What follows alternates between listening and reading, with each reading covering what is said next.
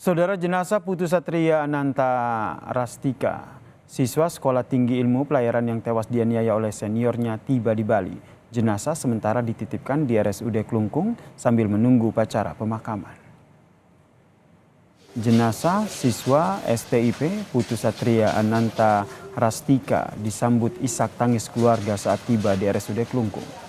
Menurut keluarga korban, jenazah dititipkan sambil menunggu upacara kremasi atau ngaben yang menurut rencana dilaksanakan pada 11 Mei mendatang.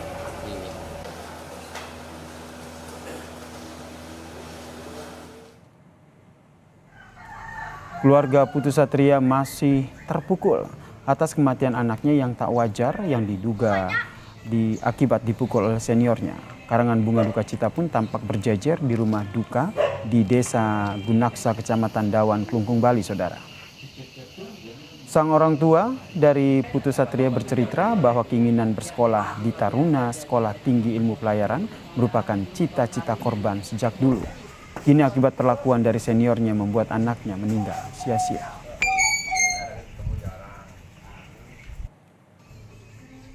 Terus baru ditelepon dari suruh jemput istri, karena istri nggak bisa berdaya dengan nggak berdaya, ajak pulang. Nah, istri yang ngasih tahu saya kabar itu anak meninggal. Ya, Pak, kalau pokoknya anaknya baik. Ya. Menurut teman-teman juga ngakuin baik, suka berorganisasi lah. Ya. Terus memilih sekolah tinggi PTIP ini kemudian gimana? Oh, dari kemauannya dia. Iya. Dia ingin sekolah di kedinasan.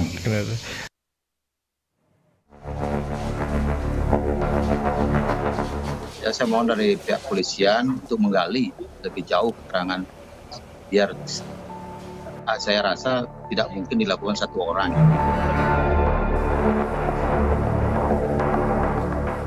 Di tengah duka yang tengah melanda, ayah Putu Satria Ananta Rastika, korban pembunuhan di Taruna Sekolah Tinggi Pelayaran oleh seniornya, menaruh harap agar kasus kematian buah hatinya ini diusut tuntas dan tersangka mendapat hukuman yang setimpal dengan tindakannya. Dari hasil gelar perkara, polisi menetapkan satu tersangka kasus penganiayaan berinisial TRS yang merupakan mahasiswa tingkat 2 STIP Cilincing. Tersangka menganiaya korban usai berkegiatan di kampus. Penindakan yang dilakukan ini menggunakan kekerasan tangan kosong, tidak menggunakan alat, tidak menggunakan, jadi pemukulan dengan tangan kosong. Tapi tindakan kekerasan eksesif ini ya saya ini sangat tidak boleh dan kemudian berakibat fatal. Tersangka tunggal di dalam proses atau peristiwa pidana ini yaitu saudara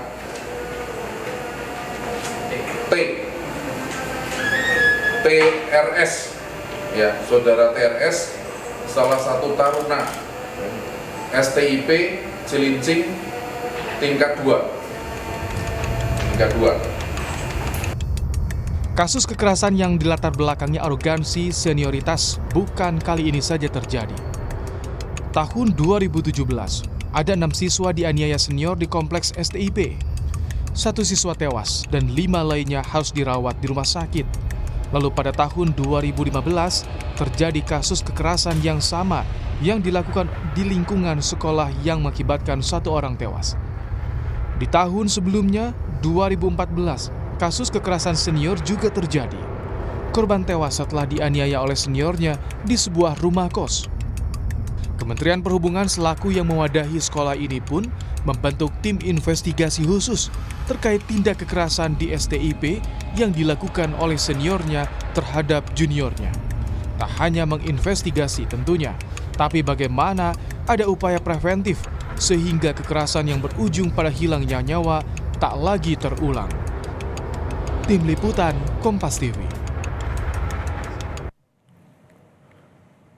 Saudara, tak hanya sekali kasus kekerasan senior pada juniornya yang berujung pada tewasnya korban kerap terjadi, saudara. Lalu kenapa kasus penganiayaan ini berulang dan bagaimana pengawasan yang dilakukan?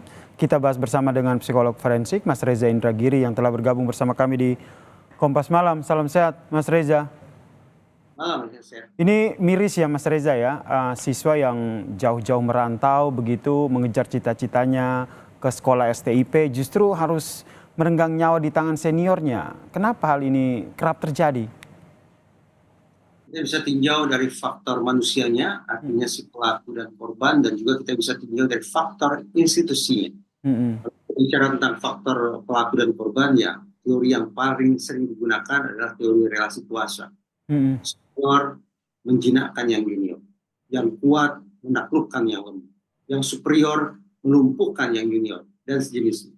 Nah, selama kita berada dalam situasi relasi kuasa itu berada, dan selama ketimpangan itu terus-menerus diisi dengan kekerasan, maka praktis kasus-kasus baik itu bullying maupun ragging di lingkungan pendidikan tampaknya tidak akan pernah berakhir. Sementara kalau kita tinjau dari faktor institusi, ya perlu diaudit.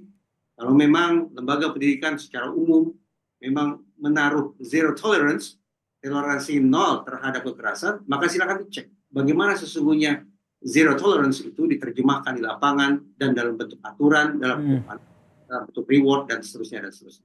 Oke, kita ke relasi kuasa dulu nih Mas Reza. Kalau kita lihat kan keterangan dari ayah korban juga bilang bahwa ini merupakan cita-citanya begitu. Sejak kecil ingin sekolah di ilmu pelayaran begitu. Kemudian sosoknya yang juga luwes, kemudian mudah bergaul. Di sisinya juga ada sosok yang tegas begitu.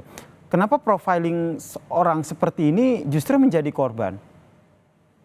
Boleh percaya boleh tidak, salah satu pihak yang paling potensial menjadi korban bullying, kita sebatas bullying ya, bukan ragging. Salah satu pihak yang paling potensial menjadi korban bullying adalah justru siswa atau orang-orang yang memiliki keunggulan tertentu. Kita menganggap bahwa mereka yang cerdas secara akademik niscaya tidak akan pernah menjadi korban.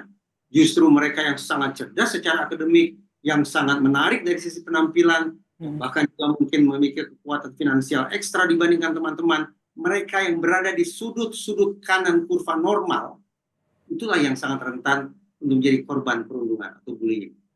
Oke, jadi relasi kuasa senior dan junior ini yang bisa jadi salah satu penyebab gitu ya. Ini kenapa akhirnya cenderung ke hal-hal negatif begitu relasi senior ke junior ini? Pertanyaan bagus. Karena itulah seringkali berbicara tentang kasus anak, kasus remaja, atau kasus-kasus kekerasan di lingkungan sekolah, saya tidak akan memotretnya sebagai semata-mata masalah sekolah itu saja. Saya akan menerapkan yang diistilahkan sebagai bioecological model. Model ini mengajak kita untuk tidak hanya melakukan eksplorasi terhadap potensi masalah di sekolah, tapi juga ke rumah, ke lingkungan sekitar, ke kelompok pertemanan di asal muasal, dan seterusnya, dan seterusnya. Ini akan memberikan insafan kepada kita bahwa boleh jadi tindak tanduk kekerasan di sekolah tak lebih tak kurang hanya ledakan saja. Sementara benih-benih kekerasan itu, segala problematika yang dihadapi oleh siswa boleh jadi berasal dari luar lingkungan sekolah. Pada titik inilah kita harus punya insafan. Sekolah bisa kemudian ketiban pulung karena ledakan kekerasan yang berlangsung di sekolah, maka kita langsung pukul rata bahwa tidak ada sumber masalah lain di luar sekolah. Sekolahlah satu-satunya pihak yang harus bertanggung jawab. Ini adalah gambaran secara umum tentang kompleksitas kekerasan yang semestinya kita pahami dengan menerapkan bioecological model. Oke. Ini pertanyaan saya selanjutnya tadi yang sempat di-mention juga Mas Reza. Seberapa besar nih tanggung jawab pihak sekolah? Karena kalau kita lihat nih ternyata tidak hanya sekali nih kejadian yang memilukan ini terjadi di STIP Cilincing ini dari 2014, 15, kemudian 17. Kalau kita mau konsekuen dengan teori relasi kuasa, kita harus mengamini fakta bahwa kemungkinan terjadinya kekerasan senior dan junior itu bisa terjadi kapan saja dan di sekolah mana saja. Karena yang namanya kelas 1, kelas 2, kelas 3 itu niscaya selalu ada. Itu poin pertama. Yang kedua, anggaplah ada kekerasan yang berlangsung di sekolah. Maka perlu dicek seberapa jauh sekolah sekali lagi konsekuen dengan prinsip zero tolerance terhadap kekerasan. Silakan diaudit regulasi apa yang mereka tegakkan dan bagaimana kemudian implementasinya di lapangan. Plus, karena tadi mengajak kita untuk berbincang tentang bioecological model, maka seberapa jauh sesungguhnya pihak sekolah melibatkan pihak-pihak di luar sekolah untuk ikut urun rembuk, untuk ikut berpartisipasi dalam mencegah terjadinya kekerasan di dalam lingkungan sekolah. Kalau semua hal itu sudah diikhtiarkan oleh pihak sekolah, namun sayang beribu sayang, insiden-insiden kekerasan tetap terjadi, maka ini menjadi bahan introspeksi. Benarkah sekolah menjadi pihak tunggal, menjadi pihak utama yang harus dimintai pertanggungjawabannya? Jangan-jangan justru pihak di luar sekolah menjadi yang kerok segalanya. Jangan-jangan. Kemudian apa efek jera yang harus diberikan begitu? Karena kalau seandainya tindakan preventif tentu ini harus dilakukan sehingga kemudian kedepannya tidak terjadi lagi. Namun langkah awal yang harus dilakukan apa yang Anda dorong? Seandainya lagi-lagi kita mau konsekuen dengan zero tolerance terhadap kekerasan, toleransi nol terhadap kekerasan, maka tiadakan yang namanya peringatan 1, peringatan 2, peringatan 3 dan seterusnya. Kepada pihak sekolah. Peringatan tulisan, tapi langsung saja bagi siapapun yang melakukan kekerasan di sekolah tanpa perlu kita simak penjelasannya harus segera mungkin dikeluarkan dari sekolah. Terlebih ketika situasinya sudah seperti kritis seperti sekarang ini. Itu satu hal. Yang libatkan otoritas penegakan hukum untuk hadir di sekolah sehingga siswa baru dan orang tua mereka tahu persis bahwa kekerasan di sekolah ini ketika terjadi niscaya akan dimintai pertanggungjawabannya secara pidana.